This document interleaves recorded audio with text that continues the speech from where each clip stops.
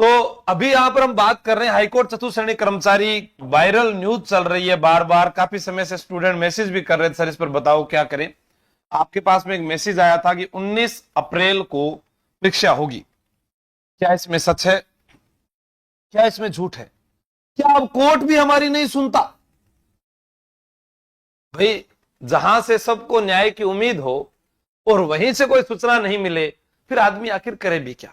और सबने इस भर्ती पर नजरें इसलिए लगा रखी है कि पढ़ना तो कुछ है ही नहीं, 3 विषय पढ़ने हैं कि यार 3 विषय ही पढ़ने हैं, 3 विषय पढ़ेंगे तो नौकरी मिल जाएगी। अभी एलडीसी की तैयारी कर रहा है कोई, तो उसने इंग्लिश पढ़ ली, हिंदी भी पढ़ ली, जीके उसको कला संस्कृति पढ़नी थी वो उसको मैंने सिखा दी पहले ही। तो अब बात करते हैं, उससे पहले दर्शन कर लीजिएगा कल। और यहाँ पे जोत भी है, सीधी तस्वीर नहीं है, जोत भी है, तो आप वो भी दर्शन कीजिएगा।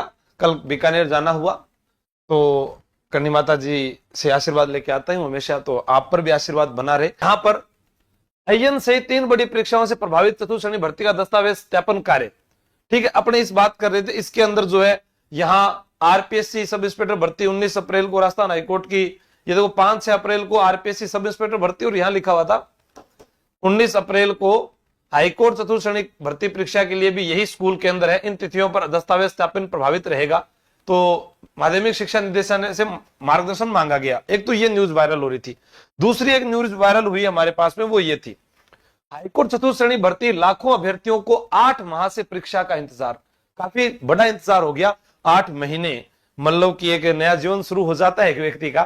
तो लेकिन यहां तक अभी तक कुछ भी जो है सूचना नहीं आई है, बस बार बार हमारे पास एक ही न्यूज आ रही थी 19 अप्रैल। लेकिन चतुर्थ श्रेणी कर्मचारी भर्ती के लिए लिखित परीक्षा 85 अंकों की होगी, 50 अंकों के इंटरव्यू होंगे। इंटरव्यू का भी विरोध जारी, इसका भी विरोध किया गया था, क्योंकि हम पहले आरपीएससी को देख चुके हैं कि बार बार जितने भी एग्जाम हुए जिनमें इंटरव्यू हुआ, लगातार फर्जीवाड़ा हुआ और लाखों रुपए जो है बच्चों से उन्होंने कमाए। अब कई बार मैं भी ये सोचने पर मजबूर हो जाता हूँ, एक विद्यार्थी जो पेपर खरीदने के लिए 10-10 लाख रुपए दे देता है, 20-20 लाख रुपए दे देता है, अगर वो इतनी मेहनत कर ले रुपए लगाकर, तो पैसे देने की आवश्यकता नहीं है, और वो ही कोशिश करे तो ये अपराध भी रुक जाएगा। अब इसके ऊपर बात करें तो इसके आगे एक बात और थी, अरे वो पीडीएफ कहां खुलेगी, एक पीडीएफ भी तो भेजी थी, अरे भेजी हुई है भाई यार, वो लगाओ जल्दी, लगाओ जल्दी। अभी एक पीडीएफ है जिसके अंदर हाईकोर्ट जो है ड्राइवर और चतुर्थ श्रेणी कर्मचारी, इन दोनों के जो बारे में भर्ती सूचना थी वो हमें एक साथ मिली। अब उस भर्ती की एग्जाम डेट आ चुकी है, अभी मैं आपको दिखाऊंगा, वो पीडीएफ ओपन नहीं की, भूल गए थे गलती से। पेपर होगा ऐसी बात नहीं है, हाँ की का हाथ पहला पीला हो जाएगा, की का बाद में पीला हो जाएगा, लेकिन होगा जरूर है। आज इधर से हवा चल रही है, कल इधर से चलेगी, तो ऐसे पेपर जरूर होगा। तो मैं आपको दिखा देता हूं यहां पर ये पीडीएफ, ठीक है। अब आप इसको देखिएगा, ये क्या हो गया ये, ठीक है, आप इसे देखिए, यहां पर क्या लिखा हुआ है, राजस्थान हाईकोर्ट जोधपुर, जिसका नोटिस है, यहां पर देखिए भर्ती ड्राइवर आपके साथ ही आई थी, ये अलग से नहीं आई है, 25/2/2026, ठीक है डेट, यहां पर इन्होंने लिखा है। उसके बाद में देखो ये कब आई है न्यूज, ये आई है 25/2/2026 को, इसमें इन्होंने दे रखा है कि यहां पर शेड्यूल 4 26/4/2026 जोधपुर जयपुर। अब इसके लिए जो है इन्होंने 26/4 की दिनांक घोषित की है, किधर चला गया रे,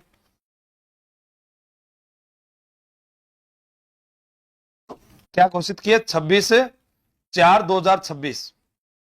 अब जो आपका एग्जाम है वो ये करवा सकते हैं मई माह में, बाकी इन्होंने ये दे रखी है 19 अप्रैल। मैं आपको एक बात बता दूं, कोर्ट सीधा कह देगा भाई हम तो पेपर ले रहे हैं, हमें नहीं पता है। आप अपनी तैयारी जैसे लगातार कर रहे थे वैसे ही करते रहें, आप यही मानकर चले। लेकिन चतुर्थ श्रेणी कर्मचारी के सत्यापन का होना, सब इंस्पेक्टर जैसी बड़ी भर्ती का होना और उसके बाद ये एग्जाम करवाना, हो सकता है कि वो आपका एग्जाम इस महीने में करवा दे, इस महीने, ये आप देख सकते हैं। बाकी आपके लिए ये 19 अप्रैल जो है यही मानकर चलें आप, क्योंकि देखो कोर्ट का फैसला है, कुछ भी आस्क है। कैमरा क्वालिटी वेरी बेड, ठीक है, कोई बात नहीं। हिमालय जाने की सोच रहा हूं, देखो आप सोच सकते हो, पर मैं आपको 2 बातें बताऊं, जीवन में बहुत काम आएगी आपके, इनको जरूर सुनना।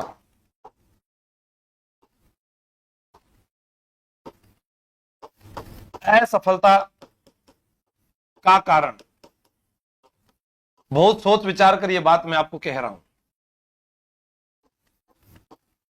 पीछे रहने का कारण,